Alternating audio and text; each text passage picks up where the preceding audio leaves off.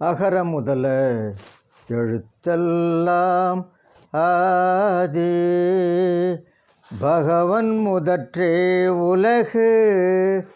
பாக்குப்பன். வணக்கம்.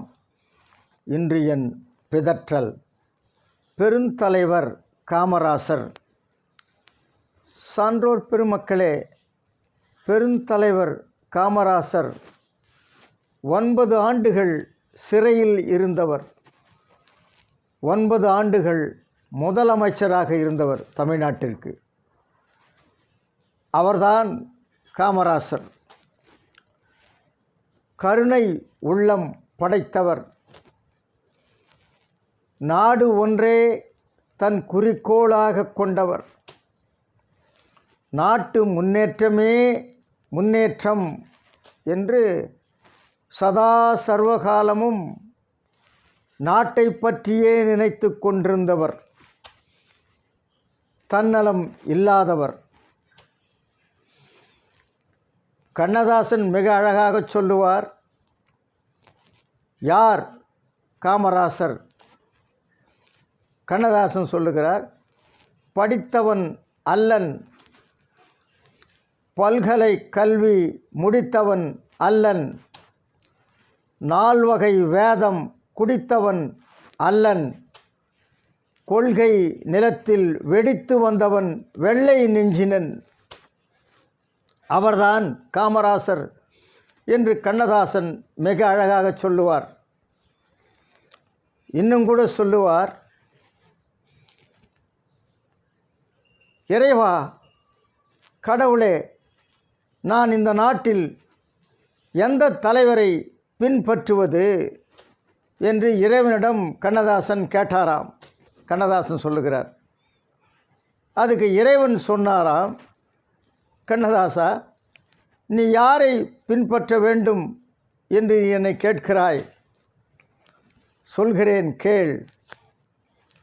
சொத்து சுகம் நாடார், சொந்தம் தனை நாடார், பொன் என்றும் நாடார், பொருள் நாடார், தான் பிறந்த அன்னையையும் நாடார், ஆசைதனை நாடார், நாடு ஒன்றே நாடி தன்னலம் என்றும் நாடாத நாடாரை நாடு என்றார் நாடினேன்.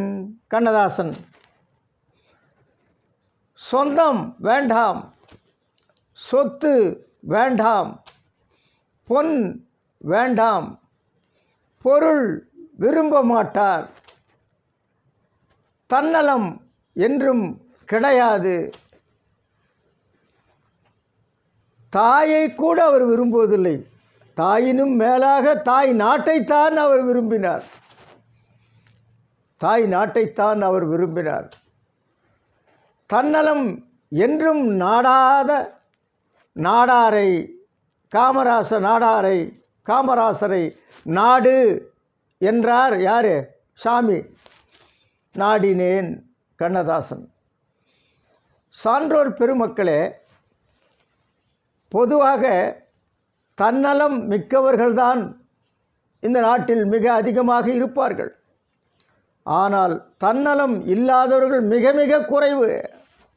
அவர்களில் முதன்மையானவர் காமராசர். அன்னையின் கையில் ஆடுவதின்பம், கன்னியின் கையில் சாய்வதும் இன்பம், தன்னை அறிந்தால் உண்மையில் இன்பம், தன்னலம் மறந்தால் பெரும் பேரின்பம், பெரும் பேரின்பம். இன்னொரு பாடல்ல கண்ணதாசன் எது பேரின்பம் என்று மிக அழகாக சொல்லுவார். தன்னலம் மறந்தால் பெரும் பேரின்பம் என்று கண்ணதாசன் சொல்லுவார். அதை உணர்ந்தவர் காமராசர்.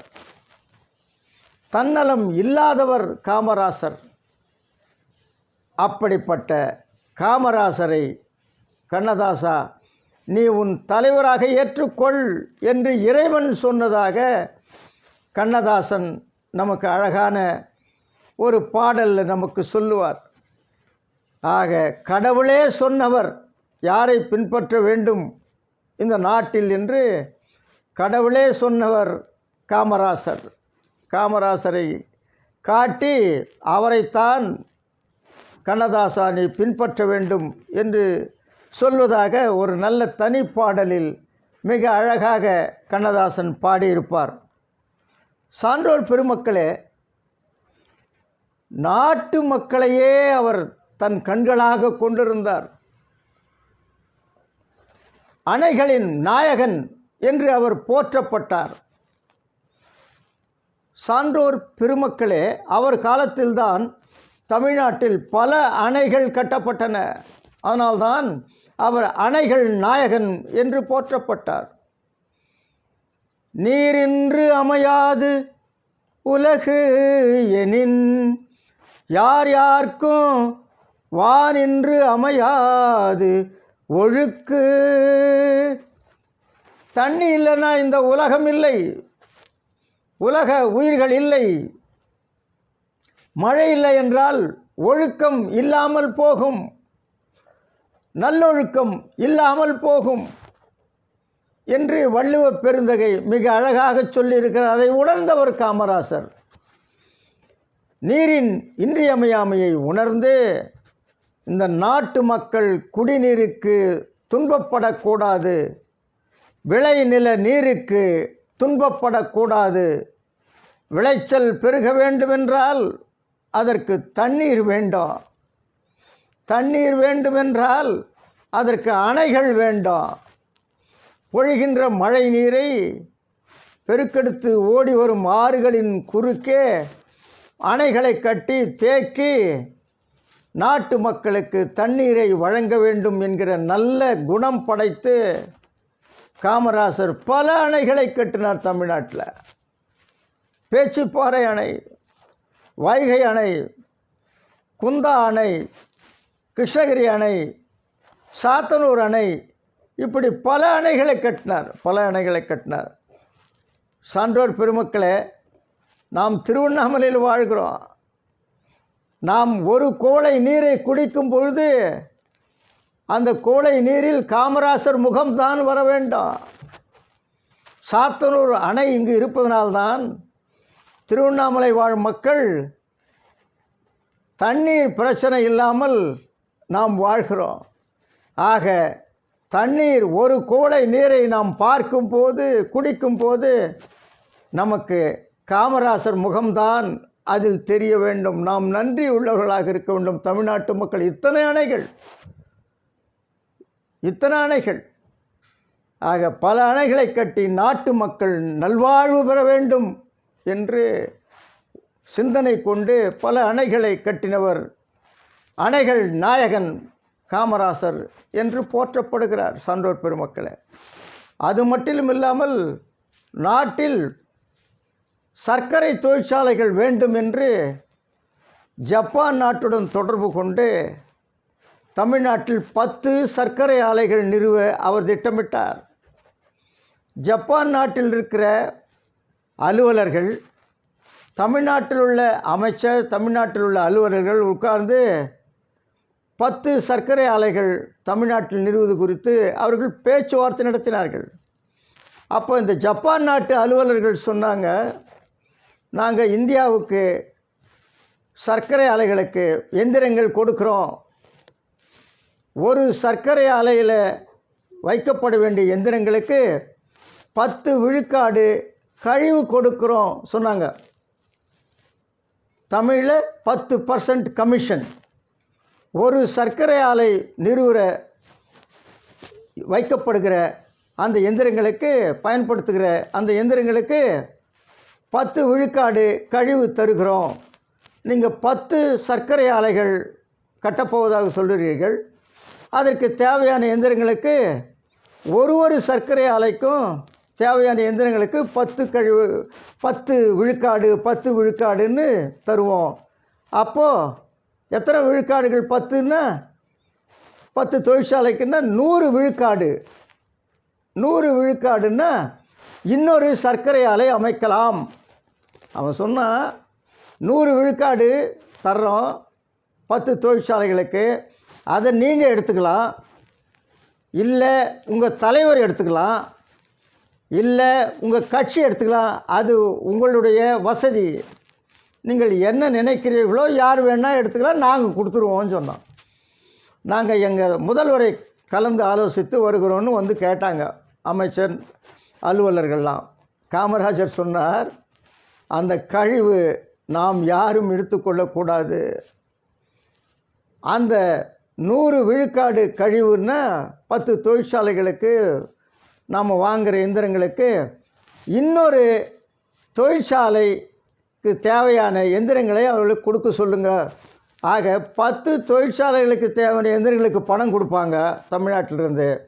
அவன் 11 தொழிற்சாலைகளுக்கு தேவையான எந்திரங்களை கொடுத்தான்.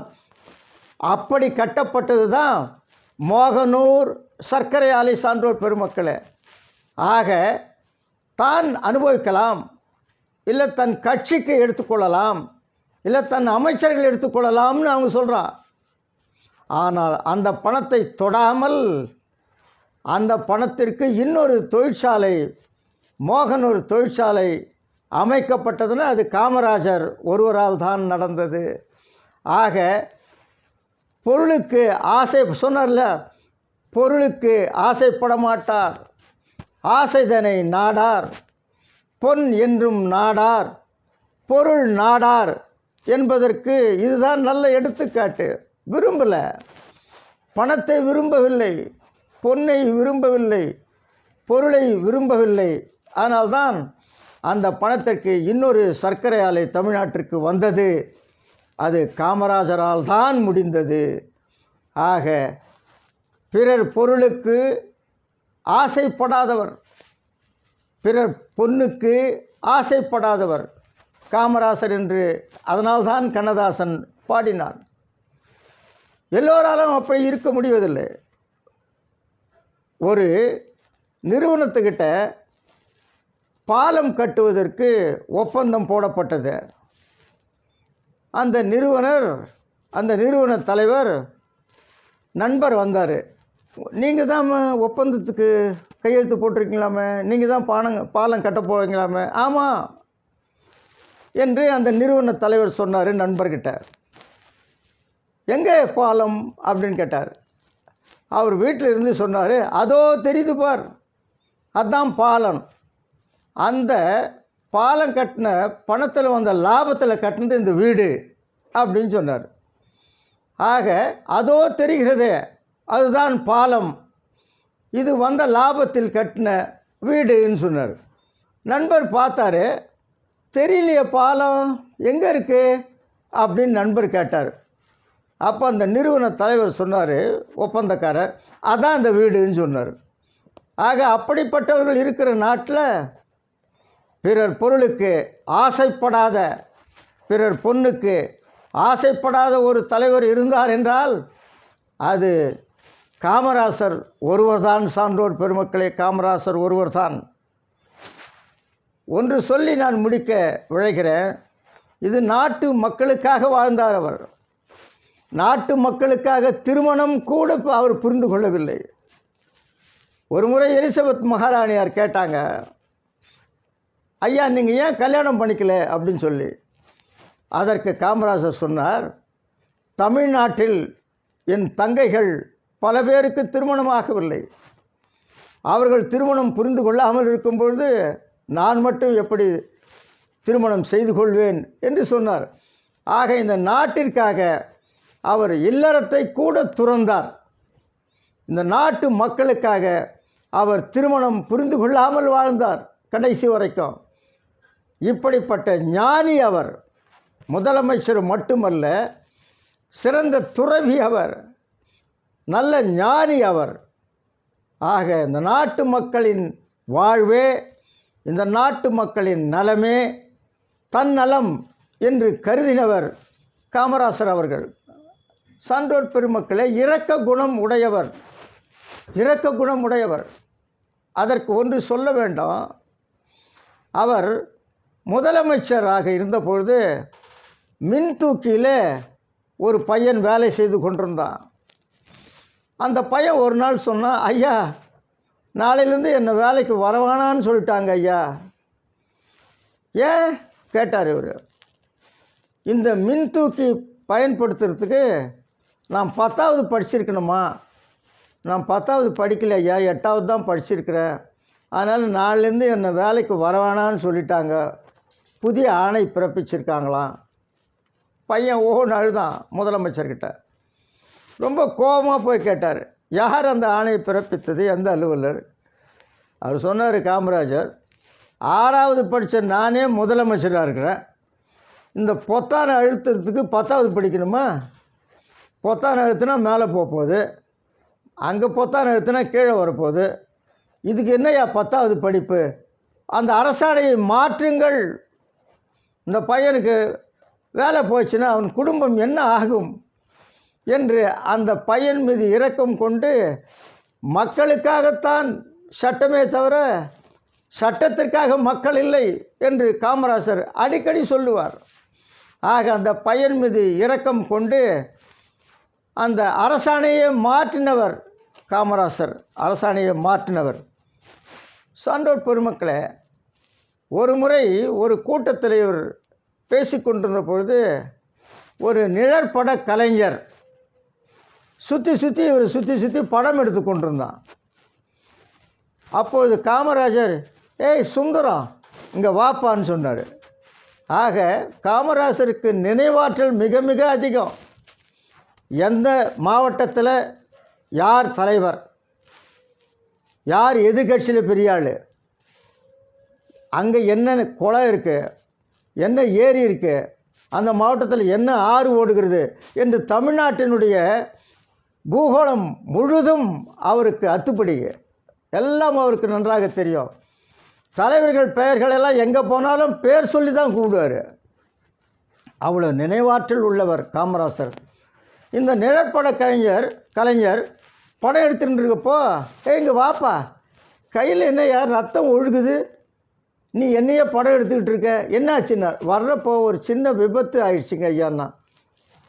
போப்பா முதல்ல போ, படம் அப்புறம் எடுக்கலாம். ஏன்பா இந்த சுந்தரத்தை கொண்டு போய் முதல்ல மருத்துவமனையில் காட்டுங்க என்று ஒரு நிழற்படம் எடுக்கின்ற கலைஞரின் கையில் வருகின்ற இரத்தத்தை பார்த்து இவர் துடித்தார்.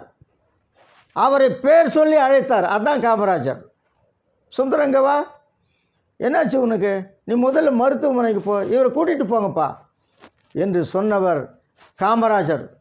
காமராஜர் போகிற கூட்டங்களில் தான் முதல்ல போய் சாப்பிட்றதில்ல.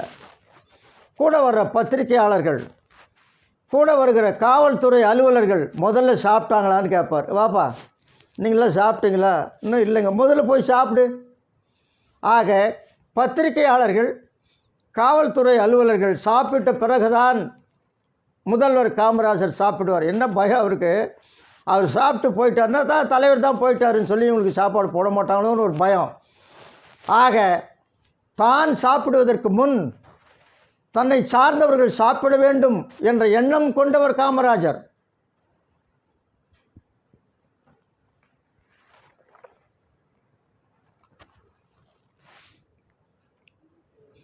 ஒரு முறை சென்னையில் மைய தொடர்வண்டி நிலையம், தமிழில் சென்ட்ரல் ரயில்வே ஸ்டேஷன், மைய தொடர்வண்டி நிலையத்துக்கு எதிர்த்தா மாதிரி சென்னையில் இருக்கவங்களுக்கெல்லாம் தெரியும், சென்னைக்கு போனவங்களுக்கு தெரியும், ஒரு பெரிய பாலம் இருக்கும். அந்த பாலத்தில் ஒரு கட்டை வண்டி தள்ளிக்கிட்டு இழுத்துக்கிட்டு ஒருத்தன் போகிறாரு. மூட்டைகள்லாம் அடுக்கி வைக்கப்பட்டிருக்குது. அவரால் இழுத்துட்டு போக முடியல, கொஞ்சம் மேடான பகுதி பாலத்தில். அப்போது ஒரு மகிழுந்தில் வந்தவர் அந்த மகிழுந்தை நிறுத்த சொன்னார். நிறுத்திட்டு இறங்கி அந்த வண்டியை பின்னால் இருந்து இவர் தள்ளினார்.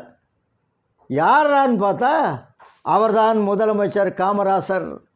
ஆக முதலமைச்சர் காமராசர் மேட்டு பகுதியில் கட்டை வண்டியை இழுத்துட்டு போகிறவருக்கு அதை பின்னால் இருந்து தள்ளி உதவி செய்தார்.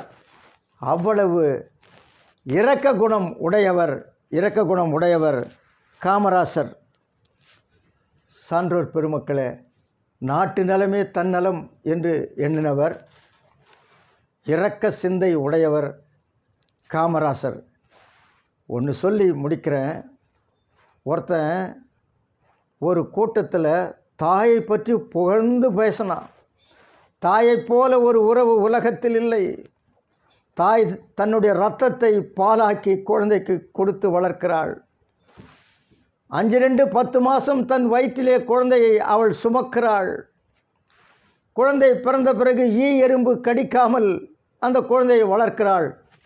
தாயை போன்ற ஒரு உன்னத பிறவி, ஒரு நல்ல பிறவி உலகத்தில் இல்லைன்னு புகழ்ந்து பேசிக்கிட்டு இருந்தான். ஒரு கூட்டத்தில் கேட்டுட்டு இருந்த ஒரு கேள்வி சொன்னால், ஒரு வயதான பெண்மணி, அடா இவ்வளோ அழகாக தாயை பற்றி பேசுகிறானே, இவனை பெற்ற மகராசி யாரோ தெரியலையேன்னா. அப்போ பக்கத்தில் ஒரு பிச்சைக்கார பொம்பளை உக்காந்தா. அவன் சொன்னான், அவனை பெற்ற மகராசி நான் தான்னா. சான்றோர் பெருமக்களே, நாம் காமராசர் போன்ற தலைவரை இந்த நாடு பெற வேண்டும். வாய்ப்புக்கு நன்றி. வணக்கம்.